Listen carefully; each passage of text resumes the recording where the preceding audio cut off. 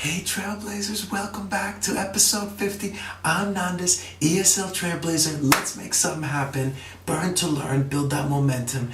Wow, episode 50, I can't believe it. It's all because of you and your support and your appreciation. Thank you for your feedback. I never thought I'd make it this far, but I'm glad I've made it. And for this episode, I thought we would do something that's a very important topic for my clients and that I cover now and again. It always comes up, and it's about emailing. Alright, so today I want to talk about the tips and tricks to writing emails to allow for a smoother, more efficient communication between clients, between coworkers, or even between friends, because emails are like a daily part of our lives, and we can make them a little bit easier to read and to write if we know some tips and tricks. And we might even know them, you might even know them, but it's a good refresher, and I thought it would make a good episode, so stay tuned. Right after this message, I'll be right back. See ya.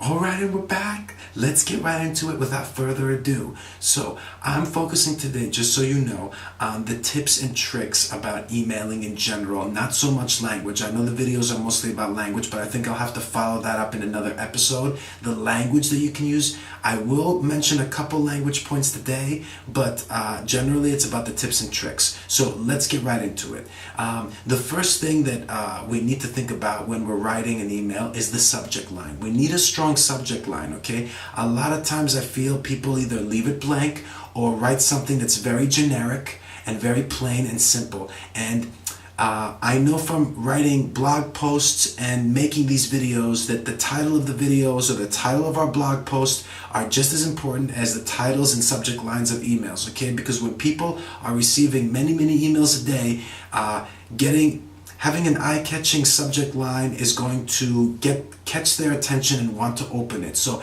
think about it. Take a moment to use a subject line that you know will get people to want to read your email. That's important, okay? Don't leave it blank. My goodness, that would be terrible. All right, so the next thing is the sentences, okay? So actually, wait, I'm coming back. Forget the sentences for a second. The register, formal, informal. You need to decide that right away, okay? But right after that, it's the layout. And the layout is something that, again, I notice that a lot of people, when they send me emails, they don't think about, or they ignore, or they forget, okay? So the layout, what I'm talking about specifically is paragraphs. Make sure you're making paragraphs. Keep them average length, don't make them too long, okay? Because it needs to be readable. Another thing that allows an email to be readable is that you use subheadings or subtopics or bullet points, or maybe even some bold text, okay? The bullet points are really critical and a really good tip, in my opinion, or the subheadings, because if your email is going to be a little bit longer, or if you're including some information that's really important that you want to make sure people read,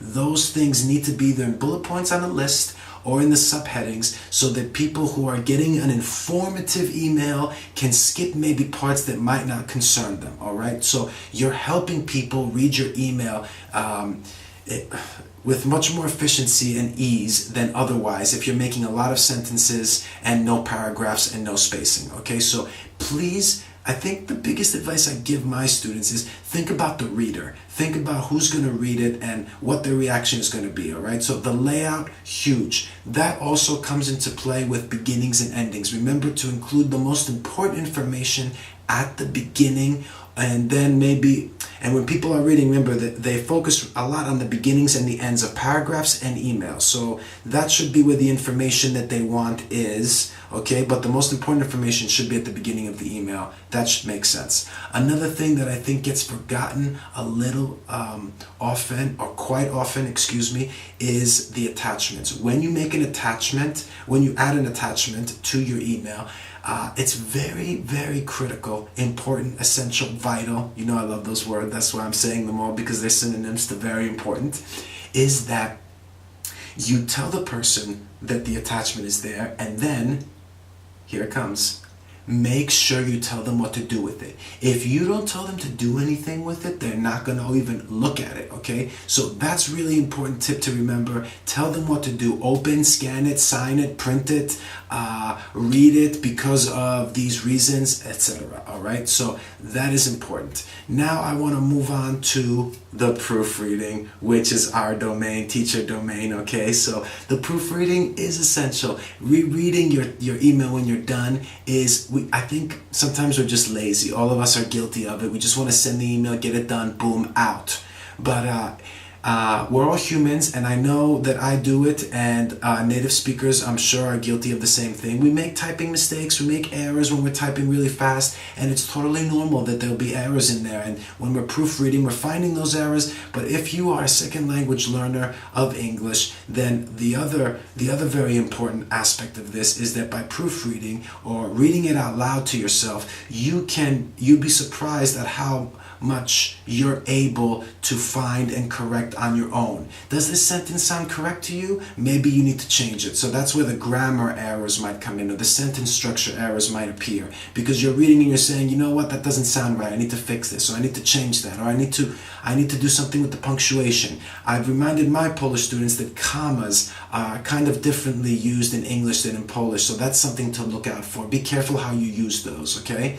So punctuation, grammar, sentence structure, you might pick that up in the proofreading, okay? So that is something that, of course, I emphasize, boom, a lot, okay? So make sure you proofread, all right? So that leaves us with the language, okay? And just a little bit, like I said, because that's another episode altogether. With language, it depends on who you're writing to, and that's going to play a big role. But a lot of my students want to know the more formal language. But I would like to mention in this episode is that sometimes formal language or too formal language can make it more difficult to read. So I'm going to give you a couple examples of this, all right? When you use the word verify, a simpler word can be check. You can use the word requirements, but a simpler word would be needs, okay? Or you can use the word inform, and a simpler word for that would be tell, okay? Or in spite of the fact that, that's the formal way. You can use even though,